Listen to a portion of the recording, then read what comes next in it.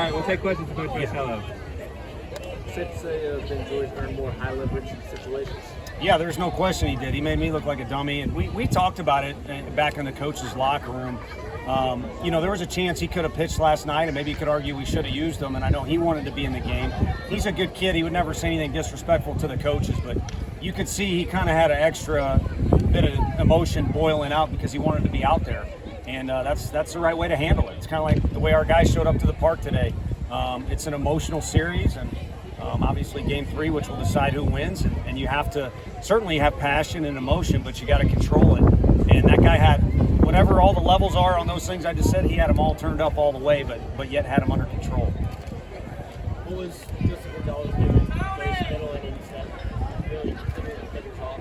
Yeah, I mean the whole game he's good, man. It ain't like he's got a 25+ ERA. He's one of their better guys, and I think for me, he seems to kind of be a rhythm pitcher from watching the video, and we fortunately got him right out of the gate when maybe he hadn't settled in or whatever you want to phrase it. But otherwise, he's kind of been their best numbers guy all year long, and seems to be a guy that kind of gets in a rhythm, and he's got a little Hundley effect to him where he's not scared out there and just kind of touching and going and messing with hitters a little bit. The other thing is, the wind wasn't too friendly unless you hit it right at the scoreboard. So there's some well-struck balls on both sides that didn't result in anything productive. You kept going back to Joyce again and again. Pretty sure it's his longest outing. Why was it? Was there any thought of taking him out? Well, there's never any doubt in our minds. He's prepared to go back-to-back days or long distance. And I even said to you guys one time that we think he could be a starter. I mean, if you're talking about the draft or anything down the road, I wouldn't put that past him. You got to have kind of a 2 or 3 pitch mix and throw strikes, and he does that. And you got to have stuff to be able to go through the order multiple times. He obviously has that, but. No, we kind of had a plan for some matchups for other guys, but he was the first guy out of the pen regardless because of those circumstances I mentioned before. And I ain't the smartest fella, but I ain't taking that guy out of the game, nor are any of the other coaches. What was the thinking in moving Beam in there? I think it's top of the 6th. Yeah, it was close. It was close. And you saw we were fortunate. I mean, you got a green light, Sonny, with the 3-0 count. Not a phenomenal swing, and then he had looked good against Pierce, And then I believe we got to 2 strikes. So I was kind of hoping he'd get that guy out, and then was going to have to make the call. Are we going to Ben or not? And, the call was kind of made for us because the ball got squared up, I believe, with 2 strikes going back. So, he was rocking and rolling, and, we'll have to go back and see it. I mean, I think maybe there was times where they had our guys' pitches, and maybe there was times where we had their pitches. And it'll be something we can look at with Drew. But, I mean, he came out really looking sharp. Couple innings accepted on Friday. This was probably the most competitive series scoreboard-wise you guys have had.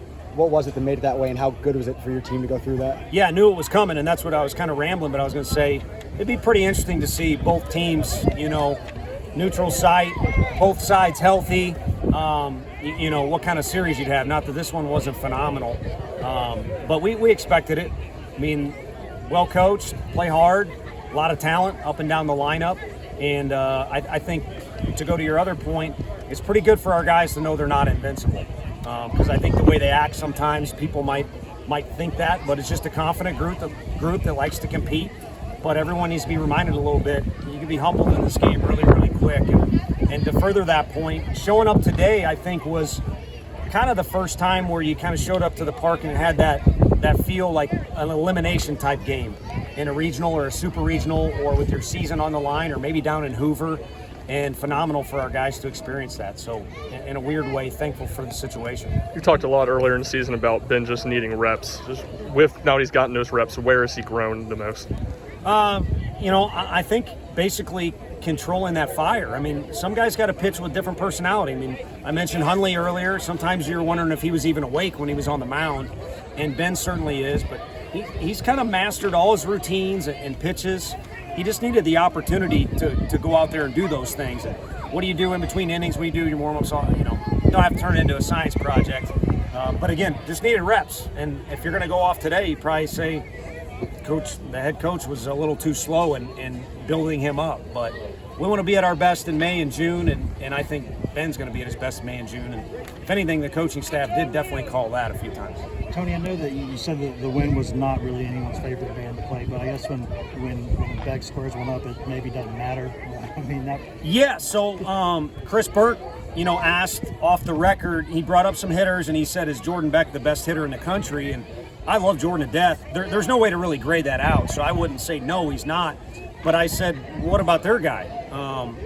The way that guy plays the game and the type of kid he is and how good his swing is, I don't know what his swing looked like last year, but Sonny might be the best hitter, at least that we faced. Again, I'm pro Tennessee guys, but as far as guys that we've had on this field, he's the most concerned we've ever been about.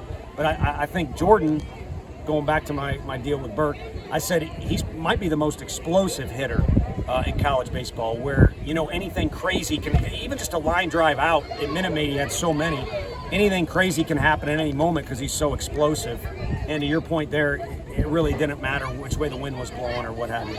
Was that a bat with how he worked back from 0-2? Just kind of an example of how much he's improved in his career here. Yeah, I mean, you saw his posture. I mean, again, you got a big, strong guy like Ben or Jordan.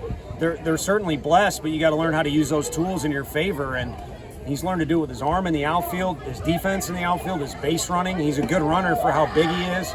And then, I think he's become more of a complete hitter. And it's a testament to his work ethic. He kind of does it low-key. Not a lot of look at me, but if you're talking about the cages out here on the field, hooking up with Coach Elander and being in the video room, he might be in first place out of the hitters. Ben Joyce is in first place out of anybody that's been here so far. Do you expect Chase and Dickey to maybe be back next weekend?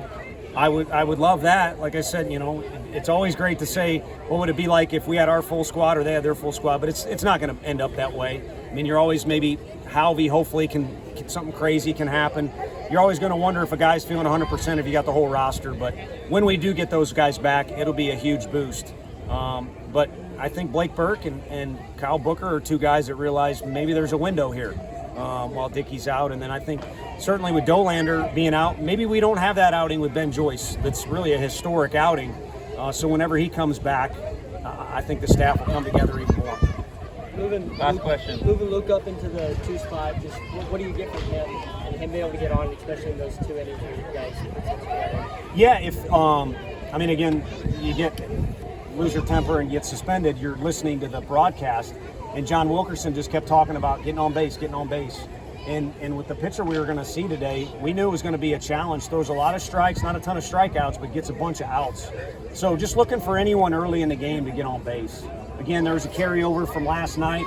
I don't know if Friday or Saturday had anything to do with today, but it was kind of in our meeting something we focused on is what do we got to do to kind of throw the first punch or produce something. And, pretty crazy how that one worked out. Thanks, Coach. Thank you.